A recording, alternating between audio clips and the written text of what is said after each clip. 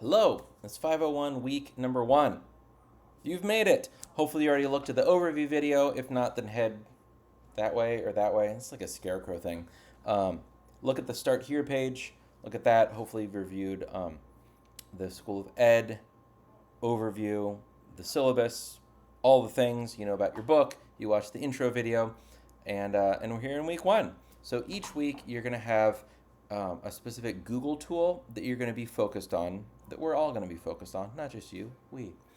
And then kind of a teaching style or focus thing. It'll make sense as it goes on. This week we're looking at pedagogy and kind of the platform for that. And so just being like, what do we do with pedagogy? That's kind of a big topic. It's going to be how we reflect, and not just private journal, but public reflection, which is called a blog. Back in the day, it was called a web log, and we shortened it to blog. I have had my own blog since I took a similar course in my grad work, so it's been more than 15 years. Has it been? Almost a 20-year blog run.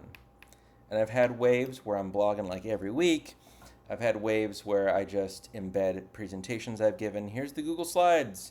Here's a description of the presentation I gave. That way when I'm like, thanks for coming to the session.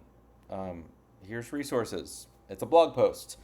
I do all of my podcast episodes also as blog posts. That's actually what powers the podcast for me. But also just kind of blogging, just reflecting on what, for me, typically, how I can use this piece of technology as a teacher and how other teachers might use a particular piece of technology, with the whole idea that we are better together. By me sharing my idea with you and you're sharing your idea back with me, my idea is going to come back better than when I left it, which is why I am a big, big fan of sharing and giving all the things to all of the teachers. Why I don't need to soapbox it now. I'm not going to rant for you, but a big downside of teachers pay teachers in particular, and kind of a shift towards like the subscriber model, like in Instagram, like subscribe to me for $1 a month, for $3 a month. I know educators that are doing that, and what I like to do is share all of my things to reflect publicly and make it available for all the people. And I find that when people integrate those things or take those ideas and share those ideas with me, I did this and I did this thing. And it's like, oh my gosh, the thing you did is so much cooler. I love it. And now I'm going to take the thing and then like do another version of it. And you're just like, for me, I'm constantly getting better as an educator because of that. And if nothing else, just hearing people's own reflections of your own content. If it's a blog post, a presentation, a podcast episode, whatever it may be, if you're sharing it with people, sharing those ideas, and you hear it back, I often are like, oh, that's interesting. That's what resonated with you. That's actually more interesting than what I thought I was trying to get at. Does that make sense? Like I tend to anyway, I get a lot out of it when I share stuff and people share the thing that I shared back. So that's what we're going to be doing, using Blogger for that. That's our Google technology. It's been around for a long time. You have to do it for this course. You're going to be blogging semi-regularly, and maybe you'll continue it. Maybe you won't. Maybe you'll take this idea and be like, I'm going to do my own website. Have a blog, have some pages, have an About Me page. Maybe you will, maybe you won't. I ended up running that route, and like I have a whole like legit website, and it started in a course just like this. So you're going to do Blogger, and maybe it'll grow into more. Maybe it will. We'll see. There's a textbook. That was an awkward pause. The textbook is called The Google Infused Classroom. Two good friends of mine actually wrote it together. Holly Clark and Tanya Avrith both are fairly prolific on the social media. Holly's on it kind of nonstop. She keynotes around the world. She lives down in San Diego. Unless you're further south than her, then she lives up in San Diego. Or if you're east, I guess she lives over in San Diego. Cardinal directions doesn't matter. Tanya is down in Florida. She works for Adobe. I forget her exact title, but like Adobe Education. She's one of the team leads for that. And so that role tends to be kind of more working with schools and working with her team, and less kind of sharing all the things loudly with all the people in a way that part of Holly gets her business is by sharing all the things. And people are like, that's amazing. Come to my district. And she's like, you got it. We can at your district and then have a contract to work with them.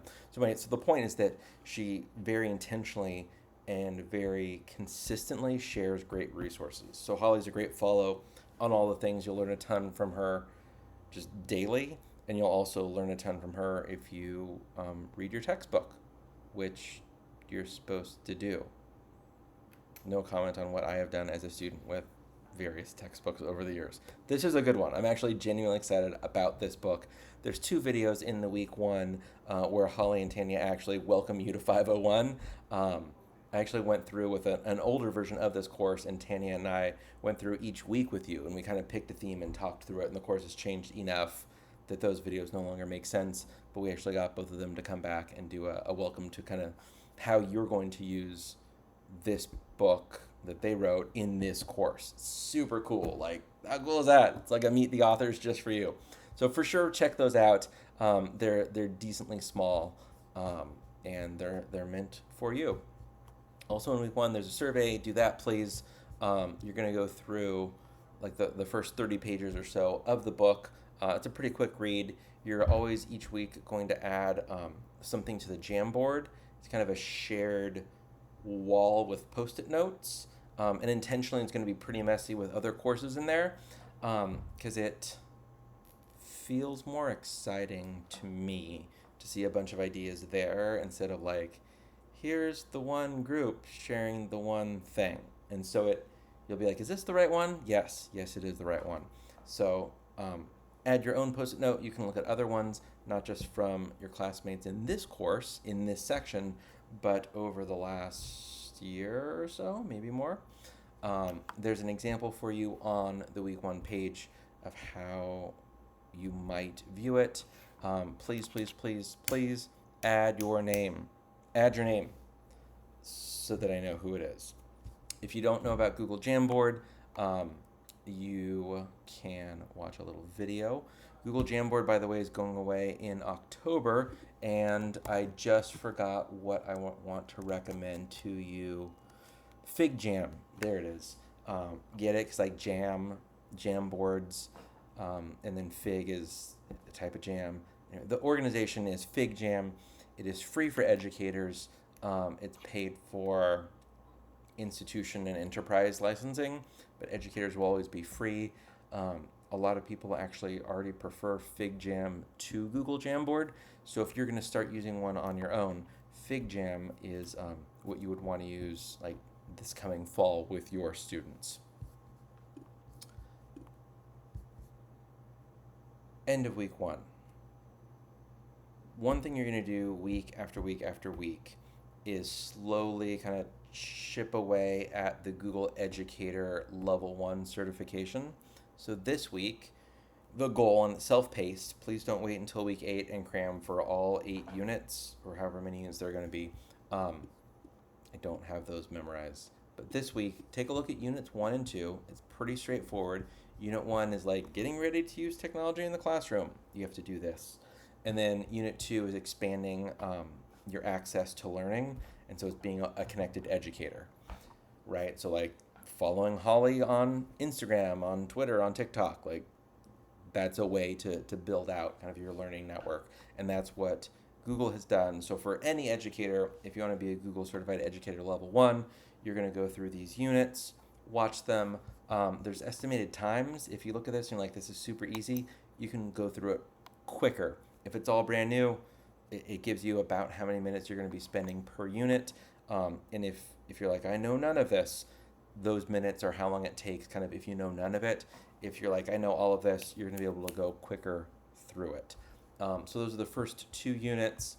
The idea is just kind of starting to think of like resources outside of the textbook, outside of your school, and finding other resources.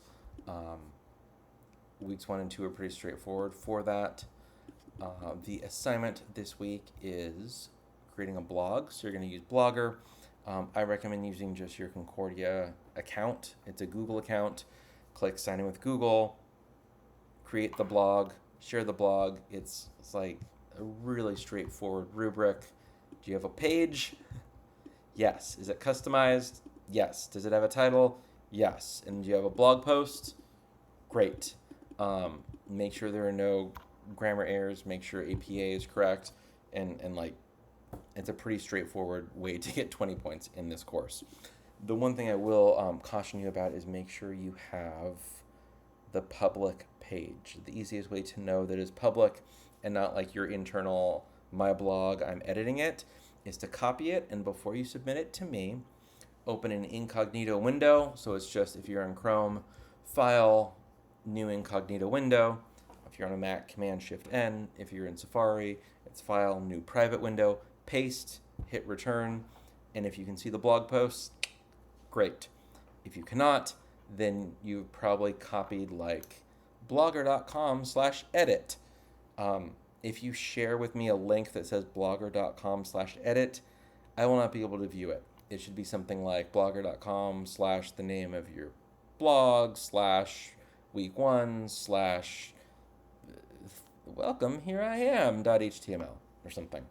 But if it has anything about like edit or preview or something in the URL, that is the wrong link. So open that up in a private or incognito window, and that will hopefully solve that issue. And if not, then I'll reach out to you in the following week and be like, hey, this link doesn't work, which is lame.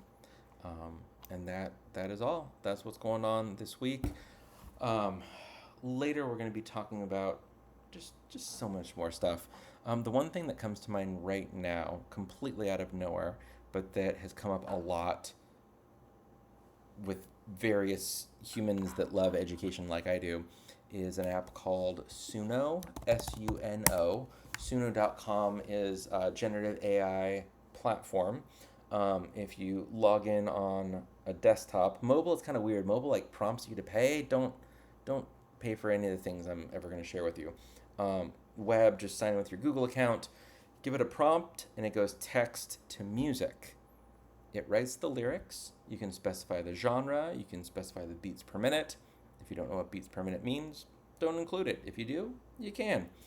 So it could be like an upbeat song about learning Google tools as an educator. In fact, let me type that in right now.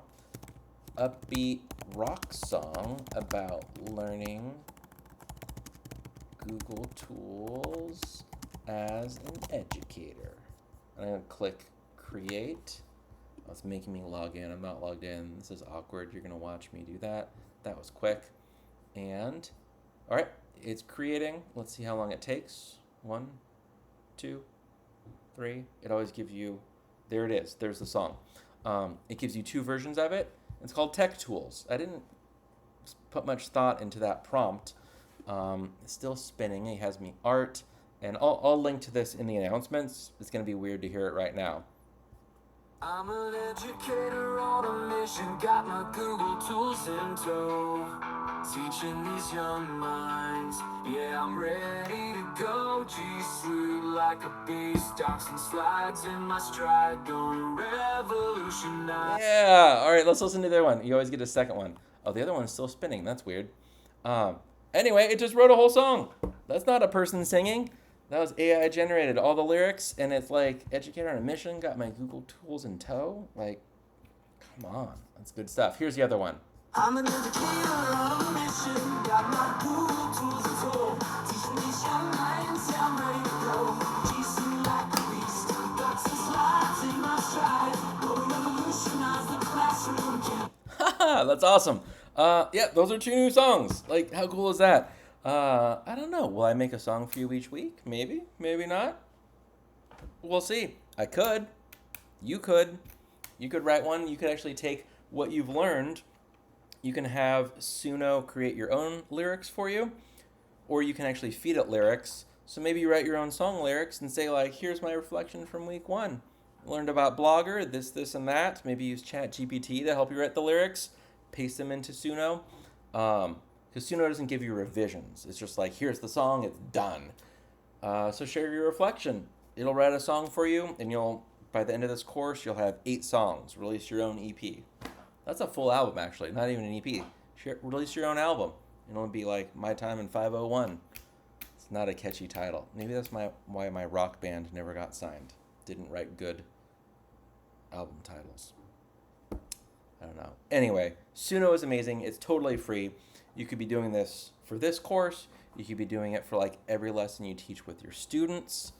You could write a song with each student, and then they could like create a video to go with it. There's so many possibilities, and the songs sound pretty good.